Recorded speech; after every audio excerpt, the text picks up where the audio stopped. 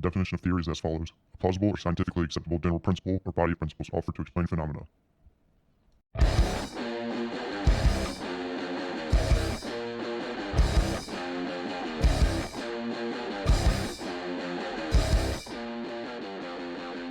What's up, theorists? I am your host, Can Goods. Welcome back to the Can Theory Show. Today we're going to be talking about the Belgian UFO wave that happened in 1989 and 1990. So beginning on November 29th of 1989 is when these sightings began, and all of these sightings reported triangular craft hovering over Belgium, and they had these three lights with a fourth one in the center, and the three would beam down in sort of a spotlight formation. So 143 people witnessed these UFO sightings, and over 2,600 written statements have been reported over this span of 1989 through 1990. And all the reports said these craft were silent and they could change in varying speeds. And we're going to get into the Belgian Air Force's detailed account of when they deployed F-16s to actually trail this thing around and see what was going on and what this invasion was over Belgian airspace, because they did pick it up on radar. So it's kind of an anomaly. So on radar, this thing had a diamond shape to it, and it was also like morphing in a way. That kind of is unclear, but the fact is they did detect it on radar and have no explanation for what it was to this day, 30 years later. And it was able to change speeds drastically. And I'm talking going from like a dead stop to, 600 miles per hour. And then it could go from 600 miles per hour to 170 miles per hour. And the thing could like climb and drop in altitude in record speeds that are still unachievable by the aircraft technology we have today. In 2 seconds, it was able to drop 3,300 feet. That's a lot. Like, unless you're crashing to the ground, even then, the speed of gravity isn't going to propel you that fast. And in doing so, it was able to break the sound barrier. The perplexing part is they never heard a sonic boom. This thing could move up, down quickly to a dead stop, and it didn't break the sound barrier. I know if any of you guys have ever been around jet aircraft, you hear it, and you can hear it from the ground how loud that is. But this thing didn't do that whatsoever. Now, my theory on this is it was somehow manipulating the gravitational field around the craft, because they did hear a slight buzzing wherever this thing went. It moved silently apart from this like field around it. That's what some people have reported. And I think it was able to manipulate the gravitational field around it, thereby somehow bypassing the sound barrier, because it's sort of working with another state of motion and another state of force entirely. So when the F-16s were trailing this thing, it was doing all its maneuvers, dropping up and down, accelerating, and then it disappeared by pretty much beelining out of sight at a speed of 46 Gs. So 46 Gs is a lot. That's more than astronauts can tolerate. It'll literally turn the human body into a pulp, just the sheer force of that speed. So what was this thing doing there, though? Why is it even in Belgian airspace?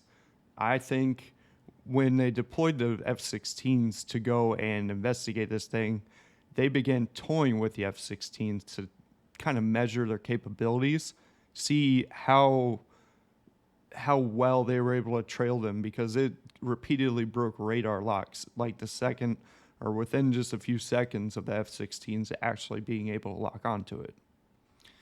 So this happened multiple times when they actually deployed F-16s to trail these craft that were over the airspace. And we're going to get into a status report with that as chronological listing of the events that took place on March 30th through the 31st in the wee hours of the morning of 1990. So this is formatted in military time, and I'm going to read it off to you guys. It begins at 2300, which is 11 p.m.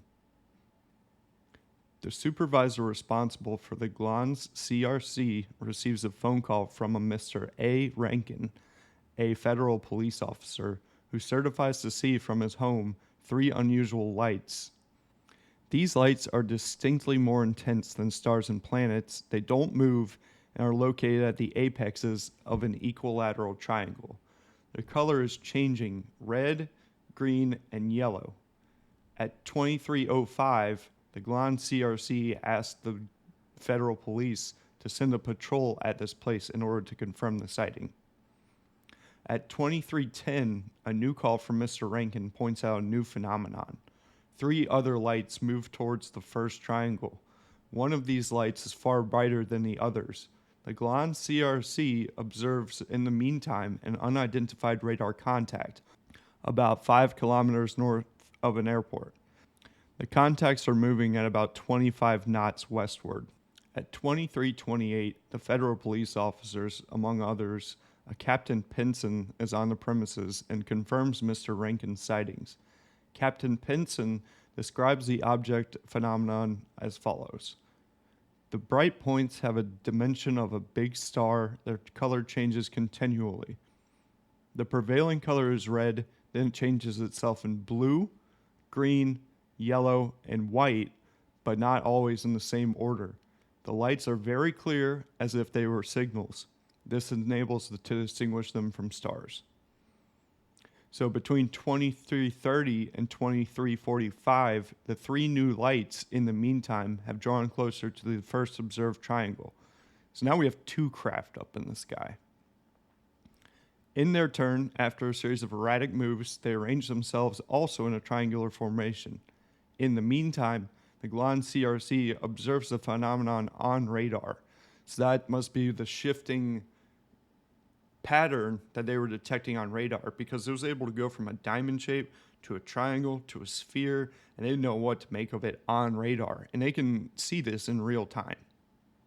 From 23:49 till 23:59, the Simmerkaze TCC/RP, the Traffic Control Center and Reporting Post, confirms in its turn to have made clear radar contact at the same position pointed out by the Glon CRC. After prerequisite coordination with the SOC2, and since all conditions are fulfilled to make the QRA take off, the Glon CRC gives the scramble order to the 1J Wing, one of the F-16s. From 23:45 to 00:15, so we're talking 12:15 a.m. now. The bright points are still clearly observed from the ground. Their perspective position does not change. The whole formation seems to move slowly in comparison with the stars. The ocular witnesses on the ground notice that the UFOs send from time to time brief and more intense luminous signals. In the meantime, 2 weaker luminous points are observed towards Egezi. I'm sorry for the pronunciation as always. Those, as the others, also have brief and erratic moves. So now we're into the wee hours of March 31st at 00:05, 2 F-16s, QRA of J-Wing, AL-17, and AL-23 take off. So we got AL-17, AL-23. Those are just the nomenclature for these 2 F-16s. Between 00:07 and 00:54, under control of the CRC, on the whole 9 interception attempts have been undertaken by the fighters. So 9 times they have gone back and forth trying to pick this thing up. The planes have had several times brief radar contacts on the targets designated by the CRC. In 3 cases, the pilots managed to lock on the target during a few seconds, which each time induced a drastic change in the component of the UFOs. In no case have the pilots had a visual contact with the UFOs. So they find it on radar, but they can't actually visually see it as they're patrolling the airspace. 0013. First lock on the target designated by the CRC. Position on the nose, 6 nautical miles, 9,000 feet, direction 250. The target speed changes within minimum time from 150 to 970 knots. So just, it's gone. Altitude coming down from 9,000 to 5,000 feet and then back up to 11,000 feet, and shortly after, down to ground level. From this results a brake lock after some seconds and the pilot losing radar contact. The Glan's radar informs at the moment of the brake lock that the fighters are above the target position. Approximately 0019 through 0030, so 12:19 to 12:30 a.m., the Semikaze TCC as well as the Glan CRC have lost contact with the target. From time to time, a contact appears in the region, but they are too few to have a clear track. In the meantime, the pilots contact the VHF, which is the radio of civilian air traffic, in order to coordinate their moves with the Brussels TMA. The radar contact on UHF is maintained with the Glan's CRC.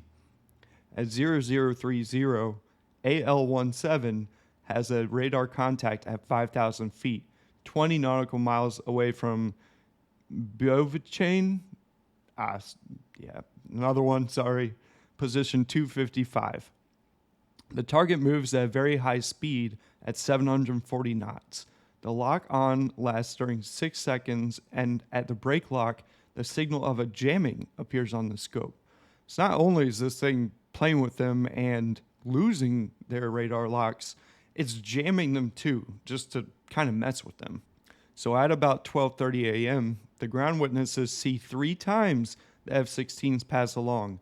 During the third pass, they see the planes turning in circles at the center of the Great Formation initially seen. At the same time, they notice the disappearance of the little triangle, where the brightest western point of the big triangle moves very fast, probably upward. This point emits red signals in a repetitive way during the maneuver. The 2 other points of the Great Triangle disappear shortly after. The clear points above Egezi are no longer visible, and only the western brightest point of the triangle can be observed.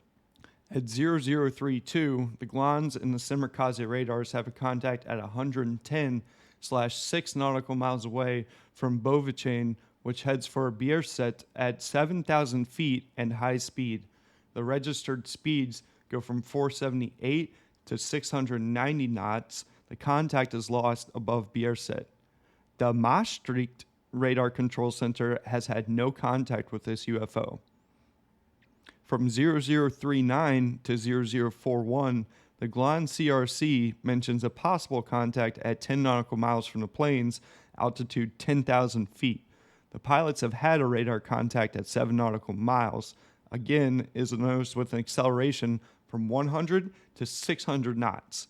The lock-on lasts only a few seconds, and the planes as well as the CRC lose contact. At 0047, the Beauvechain Rapcon mentions a contact on its radar at 6,500 feet altitude, position away from Beauvechain, 160/5 nautical miles. The Glan CRC has also a contact on the same position, this one observed up to 0056. So for almost 10 minutes straight, they picked it back up again. From 0045 till 0100, some attempts are undertaken in order to intercept the UFOs. The planes register only a few very short radar contacts. The ground observers see the last UFO disappeared towards Louvain-la-Neuve at around 0100. The UFO has completely disappeared. At 0102, AL-17 and AL-23 quit the frequency of the Glan CRC and returned to their base. At 0106, the federal police mentions to the Glan CRC that has just been observed a phenomenon like the one mentioned by Mr. Rankin at 2315. At 0110, the landing of AL-17, and at 0116, the landing of AL-23. At 0118, Captain Pinson has gone to the Jodoin Federal Police, describes his observation as follows: 4 luminous white points at the apexes of a square, at the center of which is Jodoin. So it's hovering over top of this area.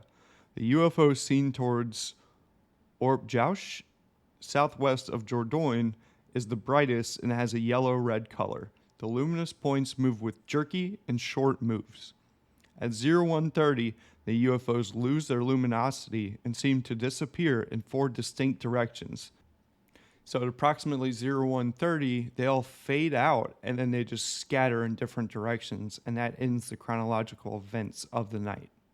So what we have here, like I mentioned, is these craft that they were surveilling. They picked them up on radar. They were never actually able to see them physically, and they were just able to do feats that we are incapable of, both technology-wise and human bodily, like physically, we cannot take those physical demands. Those breaking G speeds will crush you to a pulp immediately. And then on the ground, we have some other witness testimonies as well.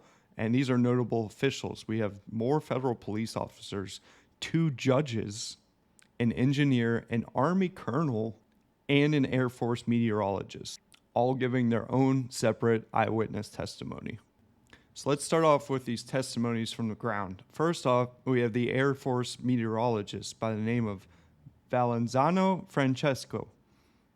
While driving with his daughter, he saw a craft at an altitude of only 100 to 150 meters, so right with the tree line. That thing is low, emitting blue and red lights. From below, they saw 3 large headlights all pointing downward. Next up, we've got Andre Amand, who is an Army lieutenant colonel in Belgium. Late December 1989, while driving with his wife, they spotted a UFO just above the tree line. So same thing, they're really low to the ground. And this UFO had 3 or 4 panels of lights. The UFO was silent, and upon leaving the scene, the brightest lights changed to 3 weaker white lights, forming a triangle as well as a large red light in the center of the triangle. Even with good visibility, they were unable to see the object emitting the lights and left because his wife was fearful of this craft. So in Belgium, it's nice to see that military officials are more forthcoming with their findings, because in contrast, here in the States, they tend to cover everything up and you never really know the entire truth, as well as how many sightings there are. And the amount of sightings that claim to have witnessed the same thing and over such a long period of time, it's pretty outright damning that something was going on. And it later came out that these were not testing equipment. Nobody was flying new, proposed aircraft that had these technology capabilities, and they weren't any other countries' research or developments. And all of the witness testimonies share a lot in common too, like the triangular shape of them, the lights. They would go from being brighter than stars and changing between white, red, green, and yellow. And red balls of light would drop from the UFO, and then they would dim, and then they would go back up into the UFO. Like just a ball of light that would just come down and then re-enter into the UFO. And they're just manipulating the light like that. So I don't know what that is. There's no technology in our world on Earth that can manipulate light like that. It could be a hologram, but they had a radar lock on it. So it's proven that these couldn't be holograms because they physically picked them up on radar by military radar. And to quote a reporter, "Let me at once say that I find the account of the 2 Belgium sightings entirely convincing." And another quote, he says, "What is unusual is that the Belgium Ministry of Defense, police, Air Force, and politicians have all been forthcoming." And then a labor spokesman, David Clark, told the Sunday Express that despite solid information from the Belgians, the Ministry of Defense has persistently brushed the matter under the carpet. Maybe, but still a lot better than what we get out of our UFO sightings. They have official recorded information, and our view as the Ministry of Defense is being far too secretive. They ought to be much more open on the issue. If it wasn't a UFO and was a stealth bomber, then we should be told. But once again, this is beyond the realm of stealth bombers or helicopters. Nothing on this earth is able to do what these craft can do.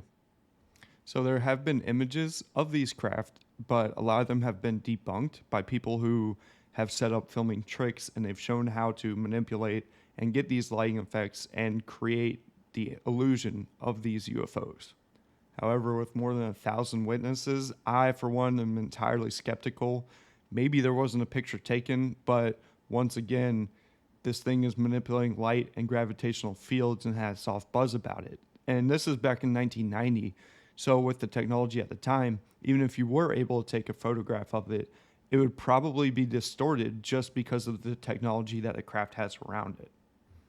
So we're going to wrap it up today with our condensed segment. What do you guys think about this UFO phenomenon? Go ahead and talk about it in the comments. I, for one, definitely believe that these were alien craft over Belgium. There's so many sightings, so many eyewitness testimonies, and the fact that it was picked up on radar is just too strong of evidence for me to deny. I think this is one of the more prevalent UFO sightings as well.